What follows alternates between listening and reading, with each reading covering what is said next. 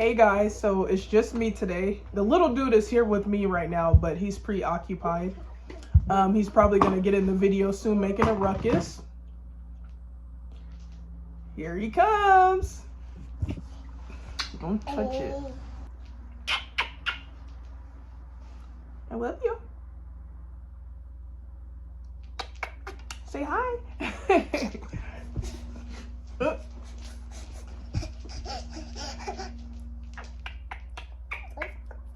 And another thing with my postpartum depression experience, I didn't really want to talk about it because I didn't want to bash Earl or anything. Earl Sr. Because I feel like sometimes men play a role in our postpartum depression.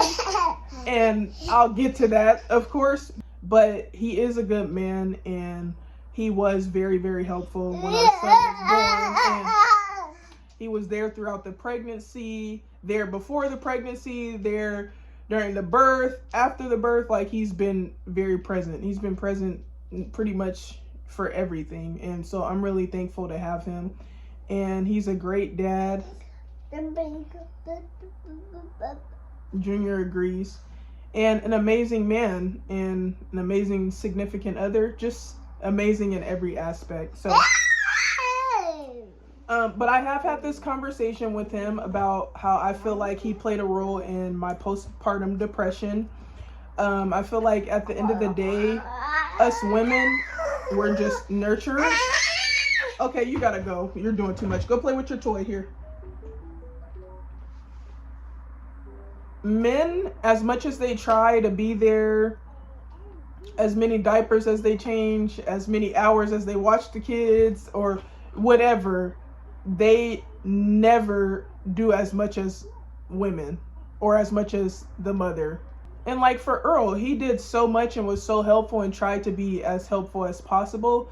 But I still feel like there were moments that he could have helped more. But I don't necessarily feel like that was him, like he was doing that intentionally. I just feel like us as mothers, we always feel like we have to do everything. Like I remember when I first gave birth and I had an epidural, and Junior wouldn't go to sleep unless he was laying on my chest. And I remember, because he was 9 pounds 3 ounces when he was born. It was either 9'3" or 9'6", but he was definitely 9 pounds. So when we would sleep, he would lay on my chest, and you know, your body is still healing from like giving birth. Your back is sore, your back is hurting for whatever reasons. It could be the epidural, it could be like your back is just recovering because like your back changes during pregnancy, and then after you give birth it tries to go back to normal. So it's weird. Like pregnancy is and birth is like the craziest thing I've ever experienced, but it's also a beautiful thing. But so I remember like the first day we took Junior home, and he was laying on my chest and stuff, and we would sleep for a few hours. When he was first born, he would only sleep for like 3 to 4 hours.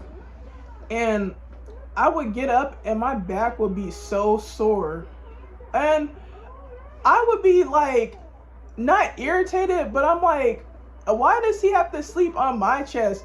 Like, but it's mom privilege. Like, the babies are just attached to us, and we can't do anything about it. And that's what me and Earl were talking about the other day. It's like, we were like, one day we're gonna miss our son being clingy and being so attached to us. Like, I love it, but sometimes it's annoying. But yeah, so he always wanted to sleep on my chest. Like, he wouldn't sleep anywhere else. And so I was a little annoyed by that. I loved it, but it was also annoying because I wanted to do stuff and just have my own space and not always have to sleep on my back, you know? And other things like waking up in the middle of the night to change the baby, or there's just things that we're more attentive to. Like, I feel like men kind of slack off with those things at times. Again, I don't know if it's intentional. I think they just don't notice it as much as us women. Like, it's time to give the baby a bath, it's time to feed the baby, it's time to change the baby. Like, women are on top of it. Men just be kind of doing their own thing. But Earl was very helpful whenever he could be. And I remember like when I would fuss at him and he would be like, well, you need to ask me, like tell me. And I'm like, I shouldn't have to ask. But like now that I'm a mother, I understand like certain instincts mothers just have that fathers don't. They have their own set of instincts, but they're not like ours. Like they can't compare. But this dude, stop, he trying to snap. Stop snatching my beads. Would you stop, stinker? Okay, bye. Go play with your toys. Stop.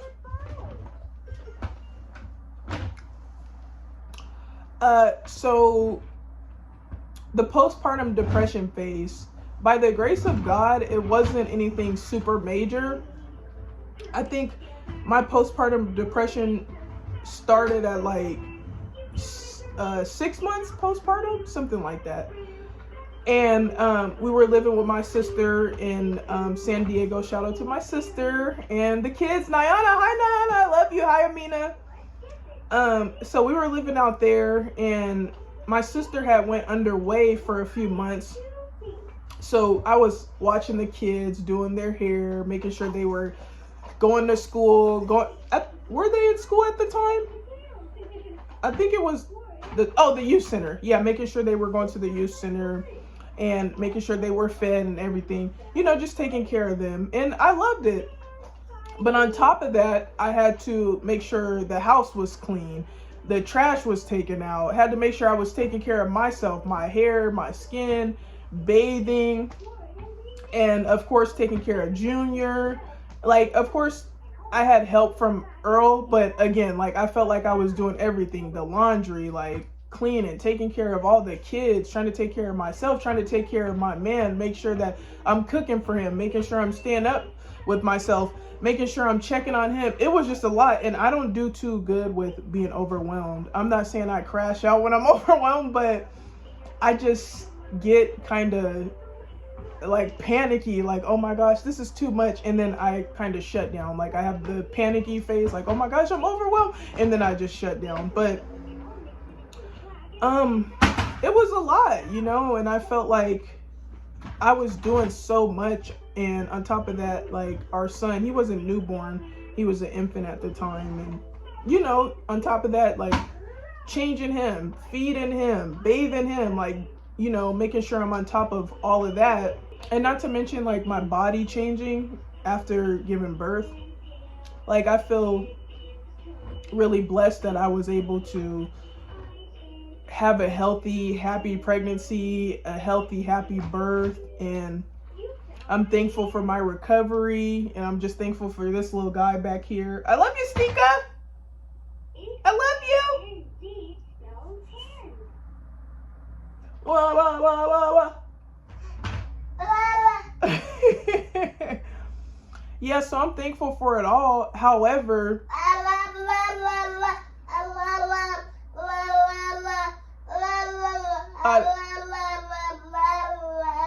done got him started.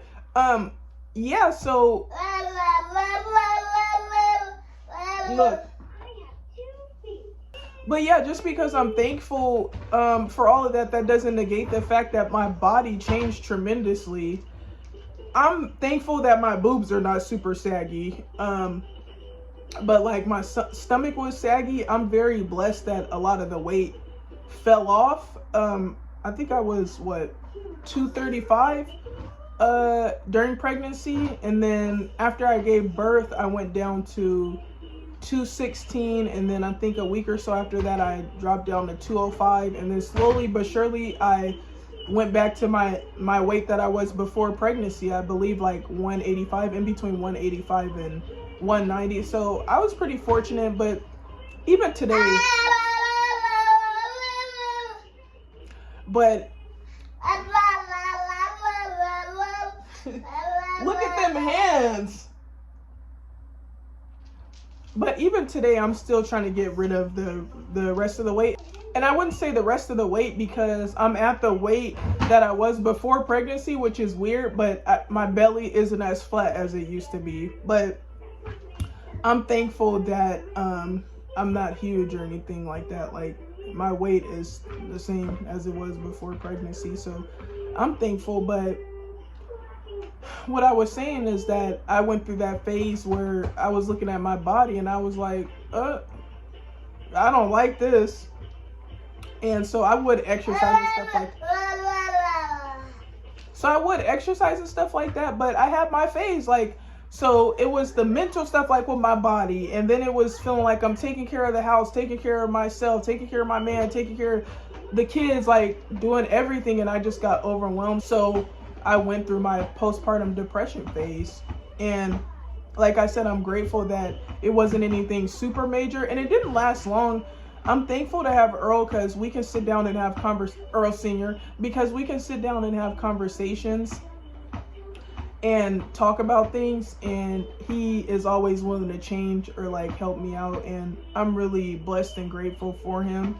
Yeah, so he really helped with my recovery, and he's always told me like how much he loves my body and how much he's willing to help, and you know, he's always been there. I'm really thankful to have him. As far as like the other women out there that are not fortunate enough to have like support and have a man that is there for them and willing to help and whatnot, because I'm not gonna lie, even with him being willing to help and, you know, just be there for me and encourage me and say positive things, it still had its moments, like, because at the end of the day, we're women. We just naturally feel like we have to do everything. But like for the women out there that aren't that fortunate, I would encourage you guys to do what works best for you. For example, if doing your makeup makes you feel better, do that, like when the baby is asleep, or if doing your hair makes you feel better, or writing, or even get you like a little walking pad that you can use at your place, or they have the smaller like stair climber thingies that you can use at your place.